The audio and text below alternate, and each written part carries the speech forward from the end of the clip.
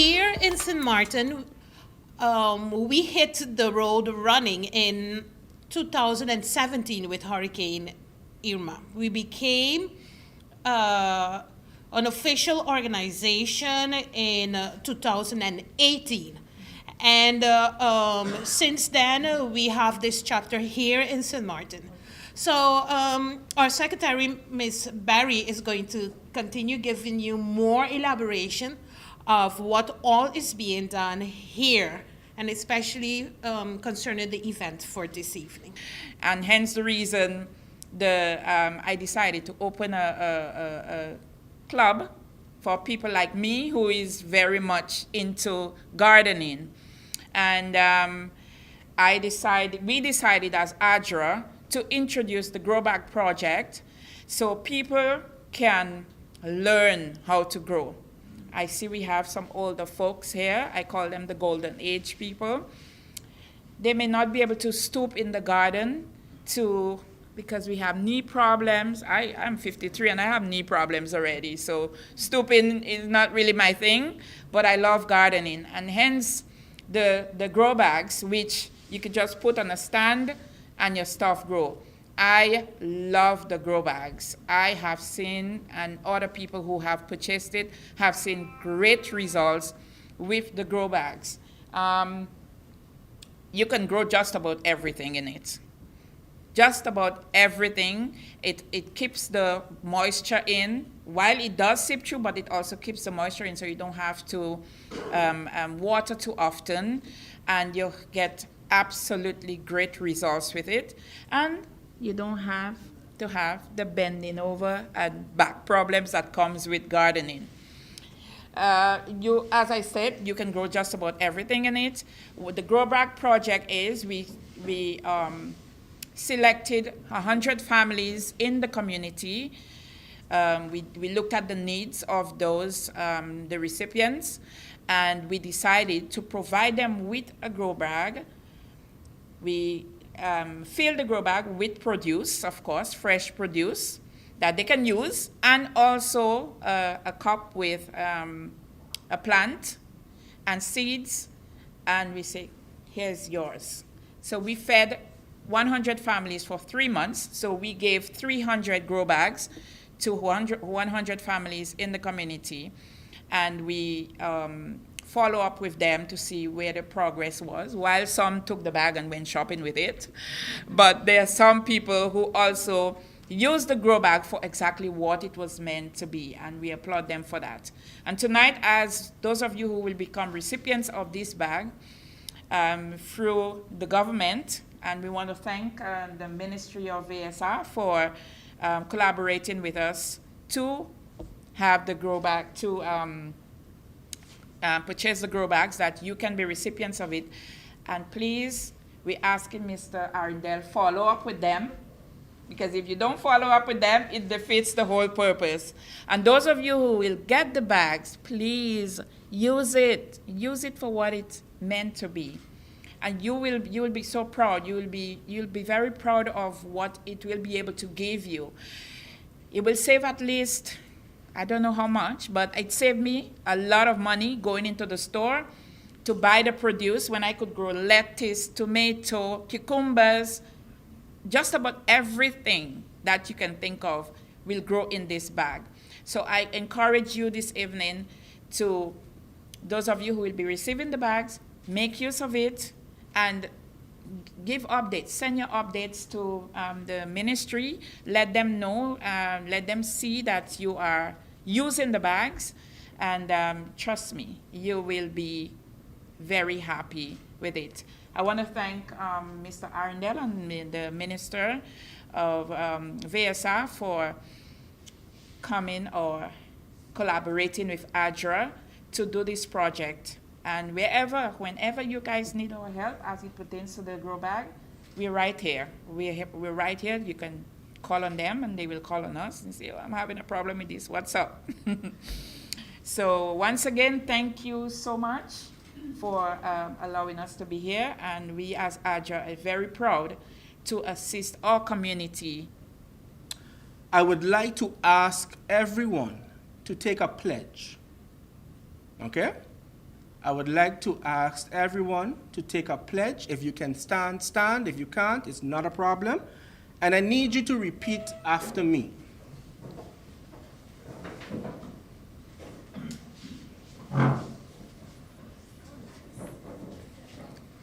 Okay? I pledge to plant at least 4 crops in my grow bags. I pledge to be an example and inspire others to grow their food. I pledge to save the seeds, to expand my garden, and give the harvest to loved ones. I pledge to give a portion of my harvest to those in need. Food security starts with me. Food security starts with me. Thank you very much.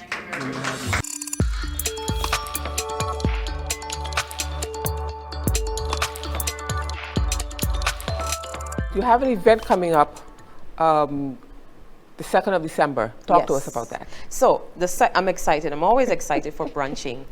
December 2nd, we're having our 5th annual Nurses and Healthcare Workers Brunch. Every year we try to have a different venue, so persons are not getting used to the same type of scenery. Yeah. So this year we'll be hosting at Sally and Pepe in Simpson Bay. It's right across from Van Dorp.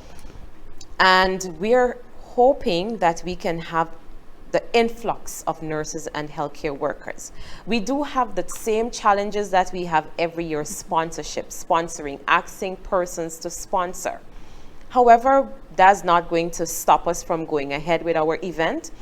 We have guest speakers that is coming from St. Kitts to be a part of this dynamic brunch. It's a dynamic brunch because this is where we get to release, we talk, we get to meet each other. We don't see each other every day because of the different institutions. We invite mental health institution, SZV, CPS, St. Martin Medical Center, St. Martin's Home, White and Yellow Cross, and everyone that is in the healthcare sector to come out and be a part. It's starting at 11 a.m. to 2 p.m. We usually start on time and we end on time. Because then we also want to give persons the opportunity to, if you have other things to do, and then persons are also working. So they would usually come and then they leave to go into work for 3 o'clock if they're working in the evening shift. Persons on the morning shift, they always lose out. That's just what it is, the nature of it. But Nurses We Care brunch, we organize this brunch every year, and so far it is, persons look forward to it. It's a time that you get to dress up and be pretty. And this year our theme, we always have a theme, is Nurses and Healthcare Workers Reinventing Yourself. And I think that is so important for us to do. Reinvent yourself. Remind yourself of who you are and where you want to go. You know? And we do have a color theme, which is pink and green, diamond and roses. Yeah, nice, so nice. I'm really excited and I'm looking forward to see everyone coming out. And one of the things that we look forward to, we always have a mimosa station. So that is the first thing that everybody you get. Has for yes, everybody heads to it. That's the first drink that you get once you enter the mimosa, and it's flowing, keeps flowing, the mimosa. Talk to us about tickets. Can anyone join? Is only for healthcare workers? It's only for nurses and healthcare workers. Okay. Tickets are on sale. All the members, there are 5 of us. And we all have tickets. Tickets are for $45 per person. And we usually ask the community to sponsor a nurse. So you do have time to sponsor a nurse or a healthcare worker. And the funny thing is, persons are always pondering, who is a healthcare worker? Any person that you come in contact with in the healthcare field. So if you are serving food, you're considered a healthcare worker. If you are cleaning up, because we cannot function without the clean sheets clean floor, Right. you are considered a healthcare worker. Okay. Doctors, radiologists, the phlebotomists, everyone in that area is considered A healthcare worker. a healthcare worker. So these are the persons that we are catering to and just encouraging them to come out. Let's have a grand time. Expect everything that you can think of that a brunch would have. Laughter, photography, beautiful scenery, meeting new people, interacting with different people, letting everyone know that we're all going through the same thing, but how do you deal with it?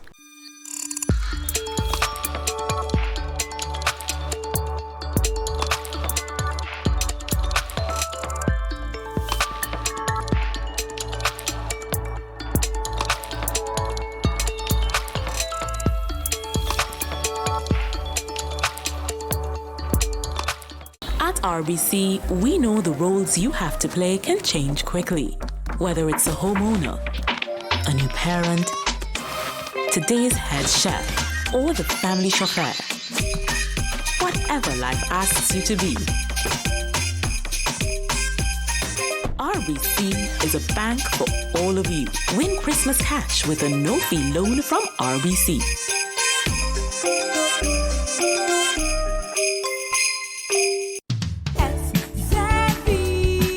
Your social and health insurance is your social and health insurances. Are you S&V insured? Do you have a valid medical insurance status? S&V is cardless. Request your My S&V account today and enter the virtual office of S&V. Go to s&v.sx and sign up now.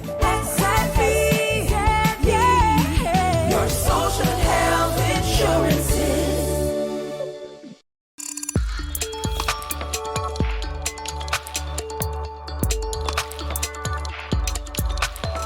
The part that I want to get into is because it's built on the concept of, stronger together. And we are a small community, and we have these independent organizations like yourself, the Central Voting Bureau, we have the Electoral Council, but all play a role in preparation for the country's parliamentary election.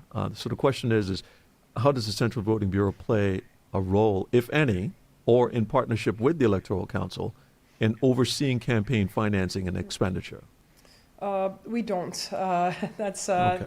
yeah. So our roles are quite divided, and we have no role when it comes to overseeing the campaign financing and expenditure. That's very much just based on that national ordinance, which which is also the one that says the Electoral Council does that job. But honestly, these days I like to any parliamentarian or maybe any future parliamentarian, if I implore our incoming parliamentarians to consider merging the two entities, because I have noticed that no one knows the difference between them. I constantly am asked if I'm the chair of the Electoral Council, and I understand the confusion, and I think it would be much more efficient if we just had one body and you task them with these different tasks relating to elections and to the entire process, both the actual elections themselves as well as the years in between when it comes to registration and financing and expenditures. Brilliant idea, because I'm all about efficiency, and I think that's exactly what a 16 square mile, 37 square mile by extension island needs, is to be efficient Absolutely. in how we go about handling the business of the people. Can you provide information about the composition of the Central Voting Bureau? Who are its key members? So we have 5 members. By law, the law stipulates that the Central Voting Bureau consists of 5 members and a maximum of 2 substitute members. So right now we are composed of 7 individuals, so 5 members and 2 substitutes. And so that would be myself, and then Sandy Offrinka is my vice chair. And then, of course, we have Mr. Anastasio Baker, Mercedes James, and Ingrid Arundel. And then our 2 substitutes are Mr. Mario Grums and Miss Carla Vlon. What are the qualifications and selection criteria for individuals serving on the Central Voting Bureau? So the law doesn't stipulate, any profiles or qualifications or criteria. However, the law does say that there's an appointment committee, and that appointment committee is comprised of the president of the Joint Court of Justice, the vice chair of the Council of Advice, and the chair of the General Audit Chamber. So they are the ones that that actually nominate the candidates, and then of course they're appointed by the governor and the Minister of General Affairs. So, I think the way that it's gone, over the years is, typically the voting bureau will recommend people to the nomination committee, but at the end of the day, they're completely free to judge and to look, and of course, they'll make us, submit things like a certificate of good conduct and all of that, because you are being sworn in, you are swearing an oath, and to uphold the Constitution and our democracy. So, those are all things that are taken into account, I think, as well. But, there aren't necessarily any profiles or qualifications, but, we do want people that are hard workers and that are, that are very precise in their work. And because it is a lot of work organizing an election, and we can't afford to make mistakes, because we are, carrying the democracy on our shoulders to an extent. Absolutely, absolutely. How does the Central Voting Bureau maintain its impartiality and its independence, which you indicated earlier, in the electoral process? And again, I've said we try to stay away completely from the party politics, and we have, and the way that we implement the law in that sense, it's impartial, it's unbiased. There's no preference to any political party. Everybody is treated the same, and I think that's, the only way. And I hope that, and I can only implore in my members, that they keep a strong moral compass and they understand, where the things that we should and should not do, and of course, as a member of the Central Voting Bureau, you don't want to be walking around with a T-shirt from a certain political party. You have to maintain your impartiality in all manners, and that's throughout the election season and perhaps even after, because you don't want to have those things coming up. So I think it's very important to to take those things into consideration. And not to be, seen standing at at a rally for a particular party and not for another one, So at least in everything that I do as chair, we very much don't want to show any type of party politics or any preference for one party over the next. And even, when we've gotten requests from parties to come and speak to their members and things like that, we always tell them, listen, if we do this for one party, we have to do it for all the parties. So we prefer to have sessions where we invite everyone, and that information is given in the exact same way to everybody. So those are the ways I think that we try to really maintain our impartiality and independence, and really, not because you know me that I'll do it for you, and so it's we really try to do it in that way.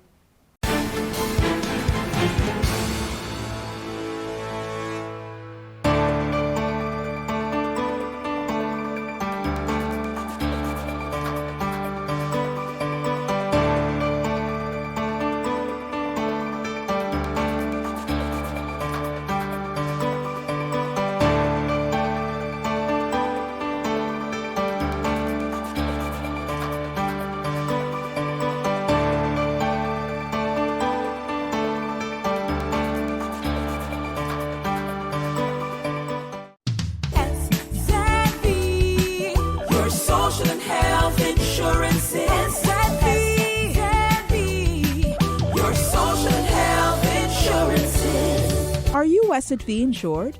Do you have a valid medical insurance status? SXV is cardless. Request your My SXV account today and enter the virtual office of SXV. Go to sxv.sx and sign up now. SXV, yeah. Your social health insurances. At RBC, we know the roles you have to play can change quickly. Whether it's a homeowner, a new parent, today's head chef, or the family chauffeur. Whatever life asks you to be. RBC is a bank for all of you. Win Christmas cash with a no-fee loan from RBC.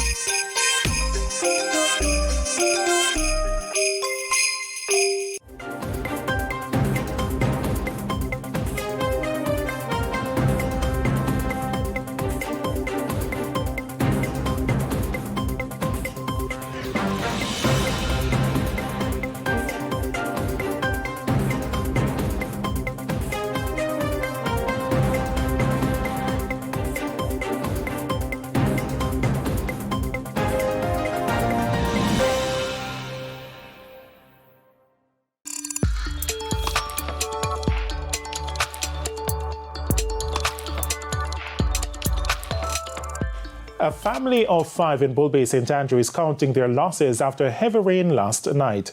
But as you will hear in this report, it's the ongoing roadwork in the area that is being blamed for the flooding. Our reporter Dwayne Anderson visited the area and filed this report. And if it is, one family here in Bull Bay is paying dearly. This family has lived here for nearly 10 years without a lot of incident. But since this roadway began construction, their lives have changed. Around midnight last night, things started to take a turn for the worse.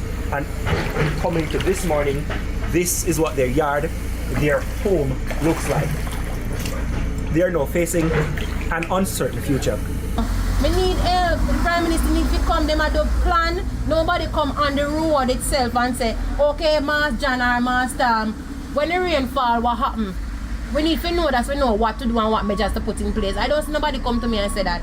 But every time something happens, you don't know who to go to. And you don't know who to reach to and where to go. You understand? Now, persons familiar with construction will be able to tell that this concrete is fresh concrete.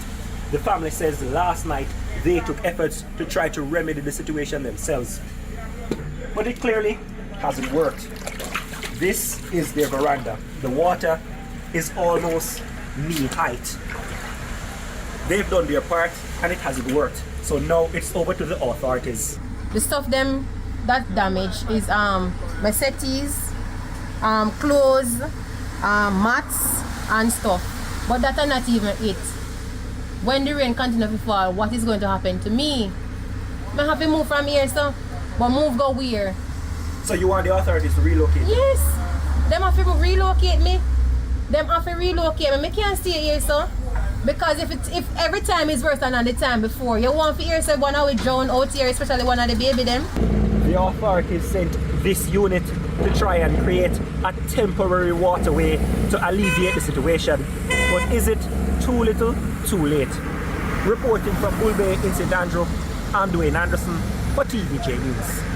Mayor Donovan Mitchell urged citizens to stay clear of some areas to avoid harm or damage to vehicles. I want to use this opportunity to ask the people and the persons who are traversing the streets, if they don't have to do so, that they stay home and avoid some of these areas. At least 95% of the retention pond beside the Mandeville Hospital is full. Grove Road is a bit impassable. Run by Bellier School, there is some retention of water there. So I'm going to ask the motorists to avoid that area and to seek alternate routes. Speaking specifically to the flooding on Ward Avenue, Mr. Mitchell said that the cause of the current flooding has been discovered. There's an area that we need to have access to, which we are impeded by having access because of some issues. And so we have asked our lawyers, our attorneys, to seek the permission to get the requisite position to go into the property and to have the blockage removed so that the water can run off the roadway at this time.